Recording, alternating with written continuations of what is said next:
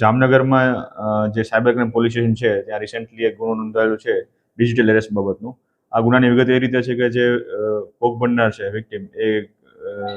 પોતાના ઉપર એક કોલ આવેલો કે જેમાં એમને જાણ કરવામાં આવેલી હતી કે તમારા દ્વારા એના પર ક્રાઇમ બ્રાન્ચ, સીબીઆઈ વગેરે દ્વારા ઇન્ક્વાયરી ચાલુ છે અને તેમના એકાઉન્ટમાંથી અથવા તો તેમના આધાર કાર્ડનો ઉપયોગ કરીને બીજી ઘણી બધી ગેરકાયદેસર પ્રવૃત્તિ કરવામાં આવે છે. આ પ્રકારની ડરાવી એમને ડિજિટલ એરેસ્ટ કરવામાં આવેલા હતા અને તેમના દ્વારા આ કેસોમાંથી છૂટવા માટે અલગ અલગ રીતે આશરે 13 લાખ જેટલા રૂપિયા એમના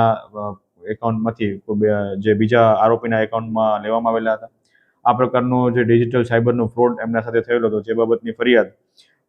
સાયબર ક્રાઇમ પોલીસ સ્ટેશનમાં આઈપીસી 388, 420, 484, 170, 120B તથા આઈટી એક્ટની કલમ મુજબ નોંધવામાં આવેલો હતો. આ ગુનાના કામે સાયબર ક્રાઇમ પોલીસ સ્ટેશન દ્વારા ટેકનિકલ એનાલિસિસના આધારે 3 આરોપીની રાજકોટથી અટક કરવામાં આવેલી છે, જેમાં સાવન રસિકભાઈ વણજારા,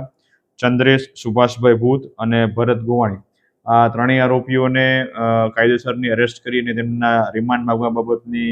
આગળની પ્રોસેસ ચાલુ છે અને આ પ્રકારના કોઈ પણ અજાણ્યા કોલ કે અજાણ્યા કોઈ પણ એજન્સીનો કોલ આવે તો કોઈ પણ જાહેર જનતાને અપીલ છે કે આ પ્રકારની ડિજિટલ એરેસ્ટથી બચવું અને કોઈ પણ આવું શંકાસ્પદ વિડીયો કોલ કે કોલ જણાય આવે તો 193030 જે સાયબરની હેલ્પલાઇન છે તેના પર તાત્કાલિક જાણ કરવી. ના, હાલ પ્રાથમિક તપાસમાં કંઈ જણાવેલ નથી, પરંતુ આગળની તપાસ ચાલુ છે.